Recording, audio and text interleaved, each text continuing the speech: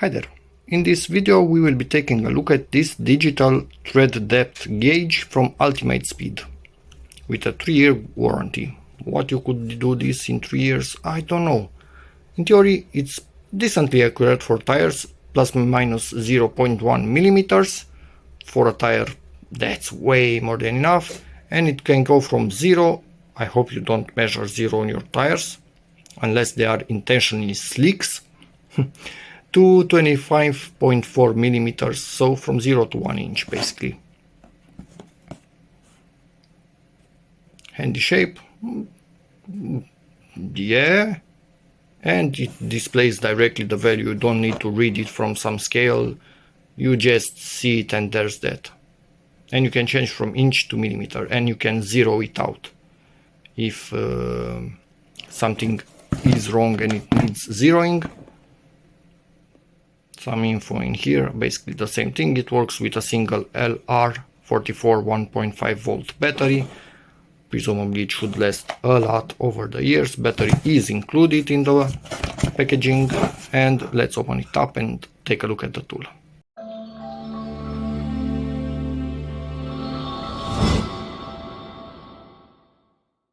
Interesting times we live in when such a simple tool needs such a big manual. Yes, of course, many languages in here, but anyway, what you would need from this that is in a manual, I have absolutely no clue. But yeah, there's that. And now let's put in the battery, which it seems I'm able to do without a manual. Go figure. Now this, I hope it's covered in the manual, because I opened up the other side and it has some kind of interface. That's interesting. Maybe you can connect this to some kind of measuring station when checking tires professionally. That would be actually weird, because this doesn't really look like a professional tool to me at all. But who knows, we live in weird times. Let's put the battery in. And I think it's, what is it actually? Something. Is that a Mitsubishi logo? Could be. Battery is actually in, so you basically just push it in there. Make sure this metal on the side doesn't end up under the battery to short it. And now we should only put this in, which I cannot really do with one hand. And when putting in the battery, make sure you don't really put your fingers on the parts of it that will make contact, because that will create a possible layer of corrosion over time, and the battery will not actually be drained, but it will still not work because of corrosion, and you might change a perfectly working battery. But if you don't touch it where you shouldn't, come on, fall. Electrostatic, I hate you for the moment. If you don't touch it where it shouldn't, it will work until it gets depleted for sure. So millimeters, inches, back to millimeters. And now let me just see how this actually works. Yep, it's that simple. Basically this is what you pull on and push on. And to pull, actually you can see you have a raised in here a thingy that you can use it with your hand. Put it on your tire and then just push on the end. Let's simulate it in here, where it has place to drop in there, and it will tell us. But yes, obviously, pull it, zero it, now it's 0, and now we can measure.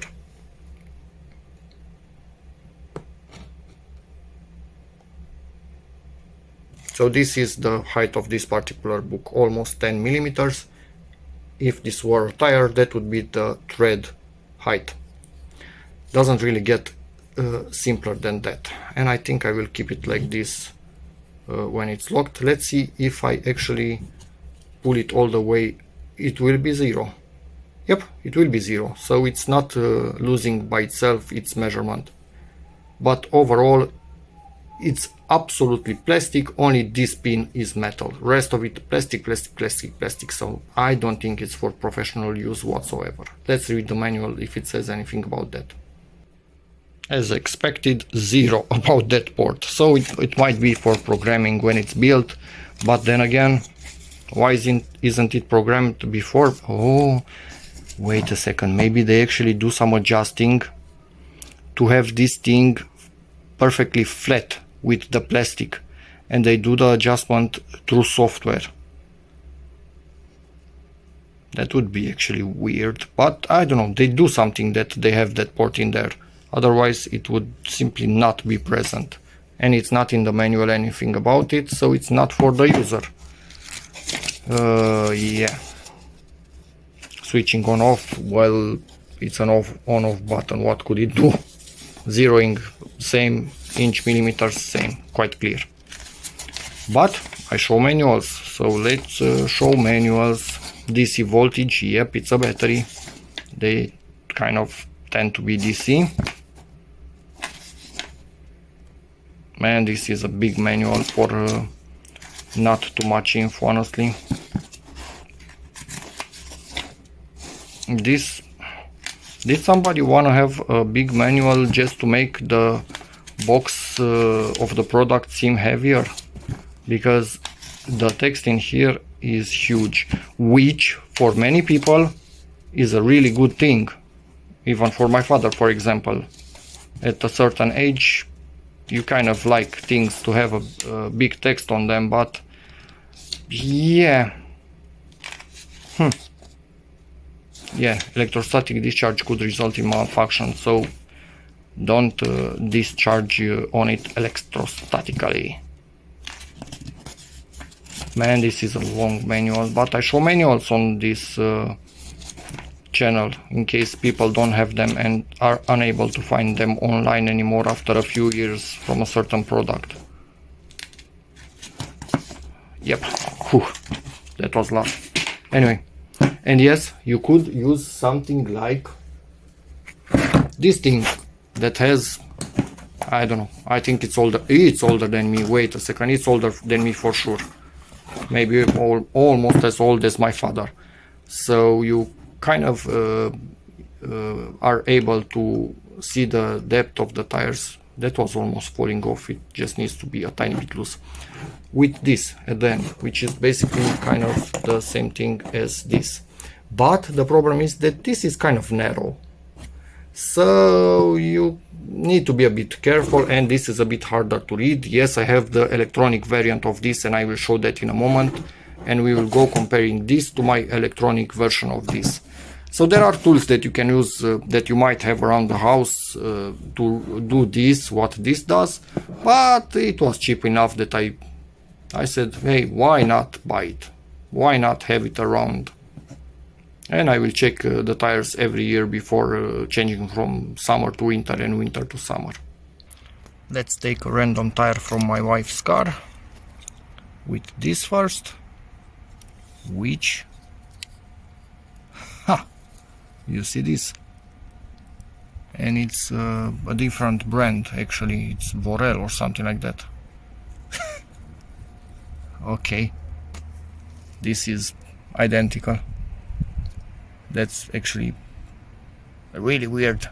Anyway, there's that. So let's see, this thingy, zero it out, this is zeroed out, and go into the tire and do my best to make a reading, something like that. And now with this one, this has a different way of working, so you basically push with the end.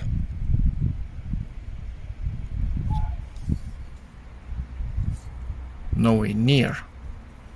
So which one did I do wrong?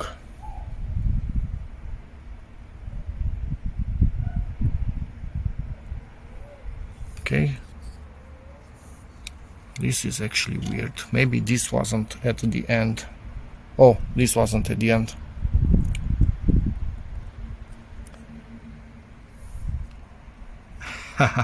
Now we're talking.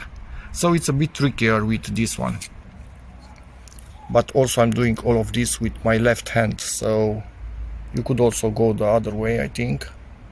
And I'm expecting, honestly, if you take this measurement 10 times, you will get 10 different measurements in different areas, but they will be close enough that you know if the tire is good or not. This one I don't think it was good. And look at the tire, it has, as you can see here, is a raised area. So if you end up measuring on that one, which is the absolute minimum tire indicator for the tread that you should have your tire on the car, but I don't recommend anybody to go that low, to use the tire that much. That's not the real reading. Basically, kind of this is the real reading. So you can do it either with this or with this, but this is the dedicated tool for the job. And yes, this is small, but it will not go inside the wheel arch on a small car. This will basically not go anywhere, and it's pretty hard to keep it perpendicular to the wheel when measuring, and it's also hard to keep it perpendicular on this direction. This will, at least on one direction, kind of level itself, so you only need to worry about this. Just in case I didn't show you the model up until now.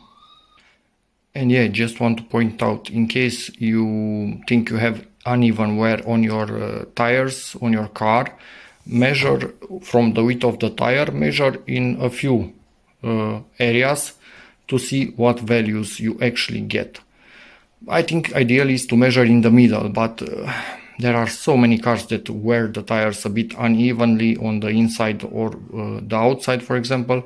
So yeah, it's not absolutely normal. I think in some models it's a bit normal that they don't wear them perfectly even anyway. But yeah, measure in more than one place, and yes, there's that. But overall, this tool is awesome, and yeah, it will be put to I cannot talk today. Will be put to good use over the years when changing my tires to decide what goes on the front and what goes on the back. Even though I have a 4x4, I try to move the tires around. So yeah, actually not 4x4, let's say the Quattro. Anyway, hope this video helps you, in which case please give it a like, check out my other videos, and as always, see you in the next one.